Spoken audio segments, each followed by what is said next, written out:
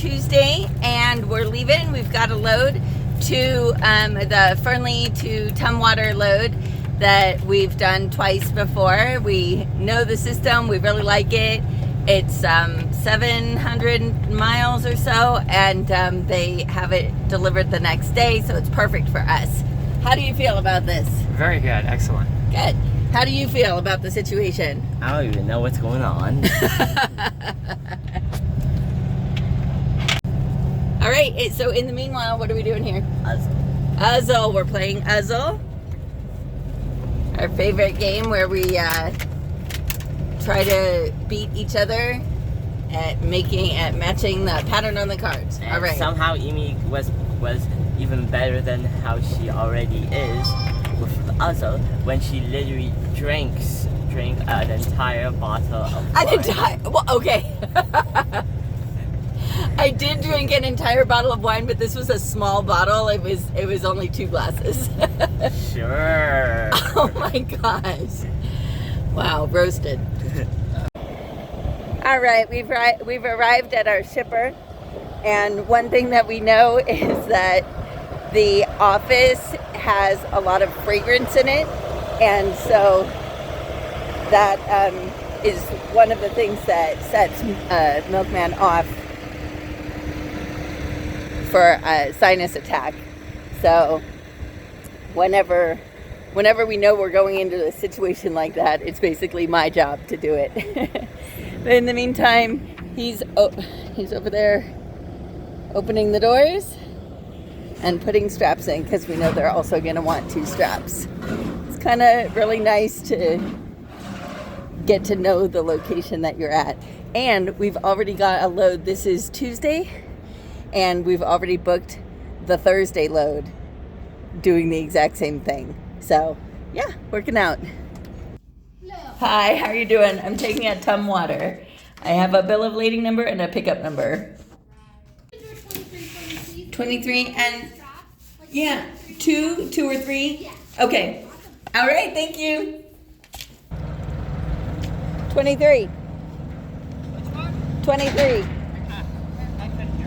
23. But I don't know where this guy's going, but 23 is it.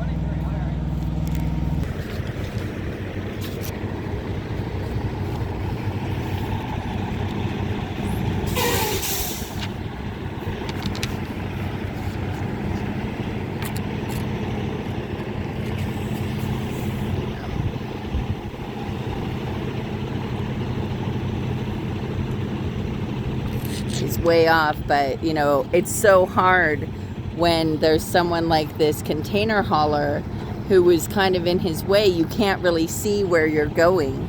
It should be an easy shot, but when you can't see where you're going, then you kind of get all wonky.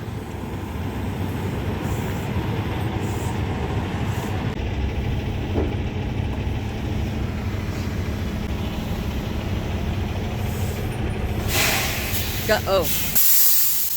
Yeah, it hasn't been sprayed for a while. Yeah.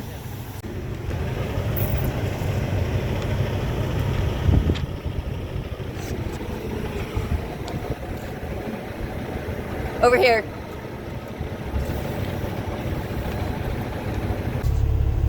All right, so we're in our dock.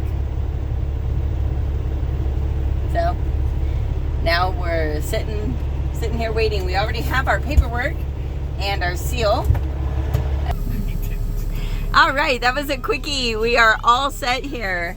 It took them, I guess, about an hour. I mean, we got here a little over an hour ago.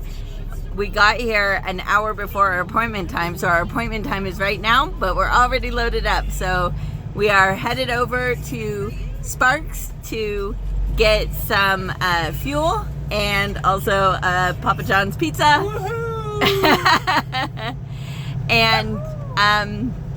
And then we will be on our way.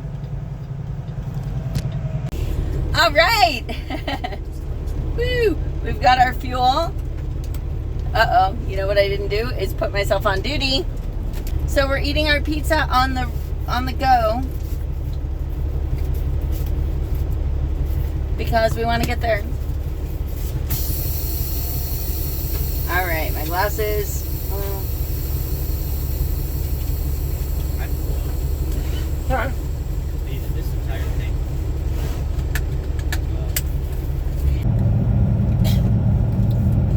All right, here we are at the inspection station, the bug station. You can see they just recently repaved right here. That's what they were doing the last time I came through. Uh-oh, my voice. All right, what's up? You turn that on. Okay, never mind. What are you doing? It says use my knowledge. It says use your my knowledge of inverse operations to fill in the blanks. Blanks make each statement true. So basically, if 4/8 equals 65,536, then What's the question? did I miss out on a packet? So, no, if 4 to the 8th power. Wait, what? I don't want to do this. Okay, yeah, because we don't have a scientific calculator, we can't really do this. What about the bottom one? You know what? No. Just do, okay, so for this one, Wait, that's the second page. I know. For this one, you're just going to do this one, order of operations. Okay. Oop. And we're going to talk about what I was learning. And then I think you can do this one, though. Yeah, this looks... Oh, look at that. Look at what you're 2 times learning. 8 equals 8 times 2, which equals 16. Okay, you're learning the commutative property of equality. And whatever else the other thing is. So, do that one first. Okay. And then do this, and you can read it to me, and then we'll talk about it. Read the entire page. Yeah. What's wrong with that? Do you not see how much is on the page? Oh my gosh, are you not capable of reading? So, this is what happens when you get truckers on wiggly mountain roads, is that a lot of times they cannot,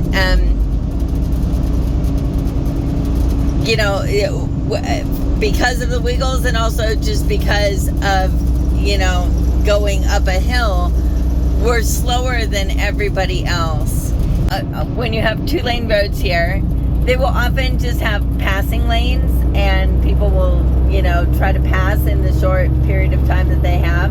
Right here, we can see that we've got a dotted yellow line. The dotted yellow, if it's dotted like it is right here, you're allowed to go. Now see, it's dotted on the other side, it's solid on my side. So that white truck, that white pickup, is doing it illegally because he couldn't see over this little rise right here.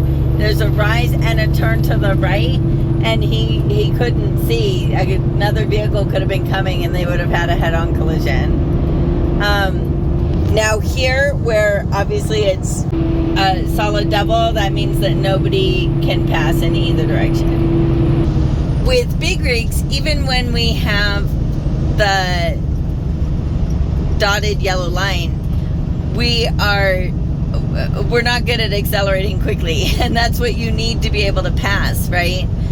Especially if you're going up a hill. What ends up happening is that all of the cars will be able to pass because they can accelerate faster and get around in the short period that they have the dotted yellow line. But the truckers can't, so then you get a bunch of truckers all kind of bunched up on one another. So this turnout right here, that was too small. There's no way a truck... Anyway, that turnout, there was no way a truck could have really stopped in that turnout. They might have, if they tried, their tail end might have still been sticking out in the road. So using turnouts is a tricky situation because most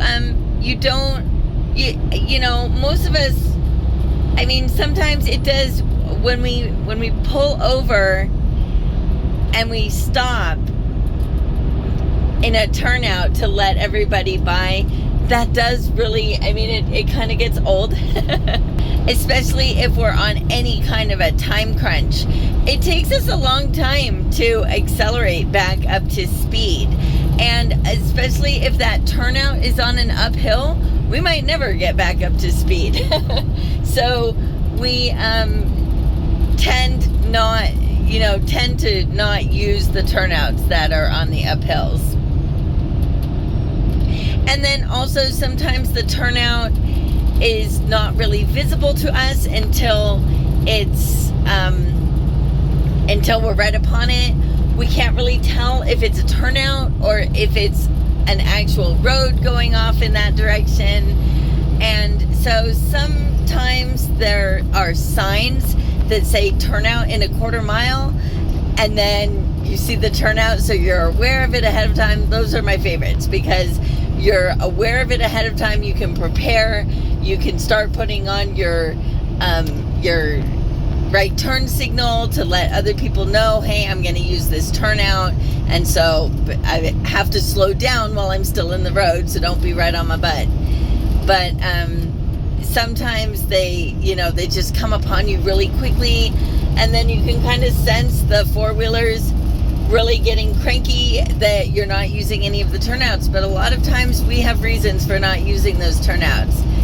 Either they're on an uphill, sometimes even if it's too much of a downhill and we weren't given any advance notice, we can't slow down that fast. And, of course, once you make that decision to use the turnout, you really can't change your mind because now cars are passing you, and if you go back into that lane, you're going to have an accident. So a place like this, you don't necessarily want to use because it's not paved. And so a guy like that, especially he's heavy, he's not going to feel so comfortable using an unpaved turnout like what that was. Because it's, because you never know how soft it might be, and he might sink in. And especially if he sinks in just on one side, he could tip over. Of course, that's not going to do anybody any good. So I'm the third truck in line here. And so what I like to do, especially once passing on the wrong side is available, is I like to leave a lot of space in between myself and the truck in front of me. I mean, I kind of leave plenty of space no matter what, but a lot of truckers will kind of get right on the next truck.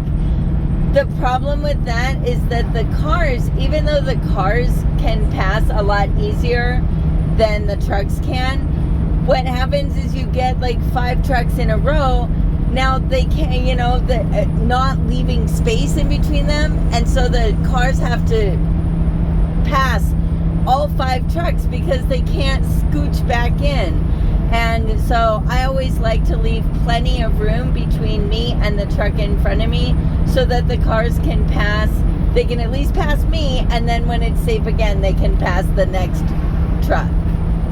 And what does that mean? That means that sometimes I might lose my opportunity to pass the truck, right? We just saw the Walmart truck pass the slow truck.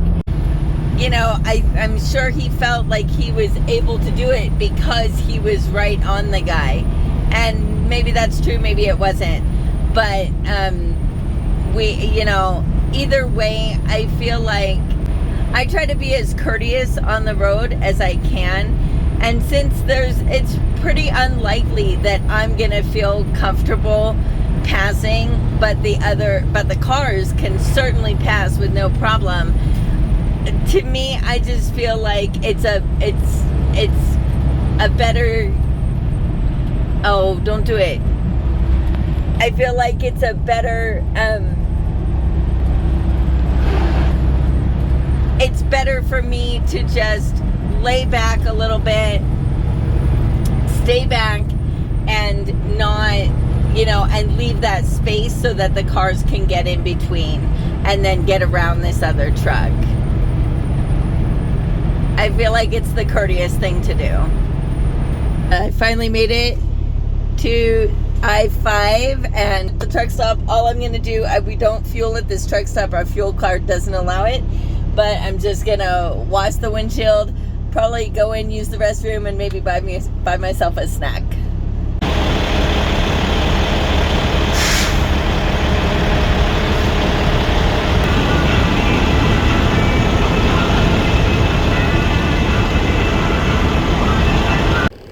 Should I Make food? pasta? Sounds good to me. Okay. Still full from the pizza. That's all right. I'll just have the bowl sitting there, and if you want it later, you can. If not, no big deal.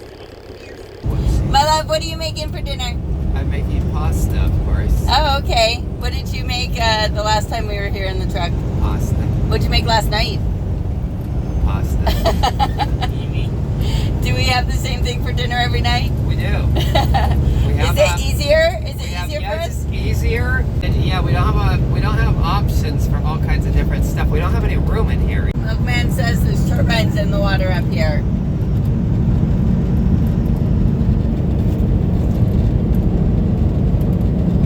There they are. See, you can see them turning.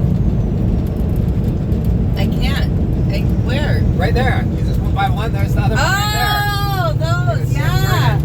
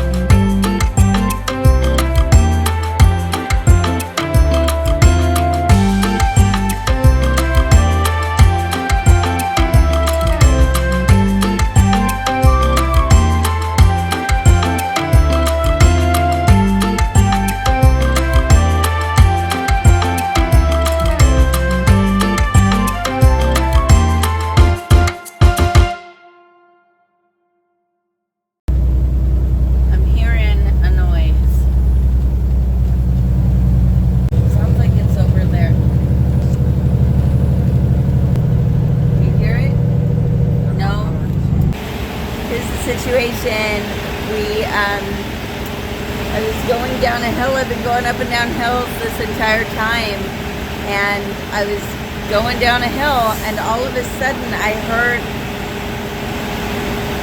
almost like a hissing noise. I'm just not sure what it was. I had the jake brake on, and whenever I turned the jake brake off, the hissing noise went away. So at first we thought that it was something with the jake brake, but then I noticed the sound on the uphill also, and especially when I was, trying to get up a hill. So he thinks it might be the turbo, since that is the one thing that would affect the jake brake and the uphill climb. So I hope it's not. Turbos, I think, are really super expensive. So he's now looking under the hood to see if he can see anything that, you know, is obviously out of whack. So let's go over there now.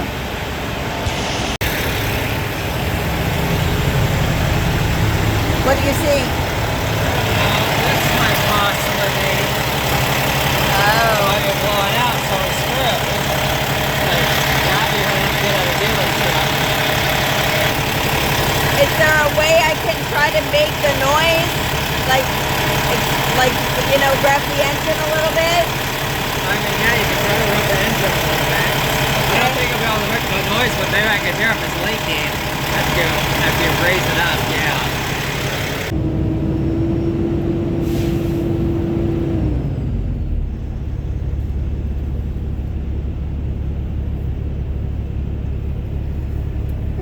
He's making ugly faces at me. I don't know what that means. What's he gonna tell me? I don't know. I didn't feel anything coming out of it. Okay. So, I don't know. Should we just We're just continue? gonna have to go, and if it gets bad, we're gonna have to find the shop. This is kind of stressful. The most recent video that I actually got out, we were 100% stressed out over pre-booking a load. And now here we are, and we pre-booked another load because we know both locations. We know that there's no chance that we're not gonna get offloaded on time. Our truck is doing the weirdest thing that we've never heard it do before. And so, I mean, we seem to kind of have it under control, but it's, you know, we don't know if something's gonna blow any second, and, you know, we're gonna be stuck on the side of the road. So, we did it again. And we're, you know, now I'm all stressed out. I mean, it's stressful enough just trying to make sure that we get this load done. We've got 173 miles to go. And so I'm pretty sure we're going to make it there.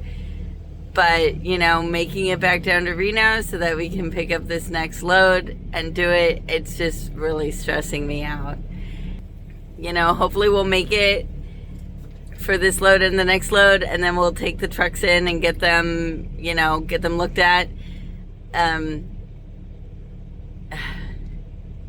other truck, yeah, I was asking Milkman because I couldn't remember what was going on with the other truck. We don't have a starter, and there was something else that we purchased. I can't remember. Fan clutch. Oh, the fan clutch, yeah. That's right. Oh, sorry. Yeah, so, you know, that's definitely at least an all-day thing. He said the starter is really difficult to get to, so that's going to be probably an all-day thing for them to do that, not to mention all the money. We've already purchased the parts, which is great because we don't have to spend any money on parts. We just have to go and pick them up, but we're going to have to pay for all of that labor of an all-day long job, not to mention also just being off for that whole day. It's always something. Anyway, I made it to Albany, Oregon, and it's now Milkman's turn to drive. I'm hoping that he'll get some ideas in his head as to what, you know, he'll be able to listen to it more because he's driving. He'll get a much better sense of what's going on. So anyway, thanks for watching. Hopefully we will have better news for you on the next video.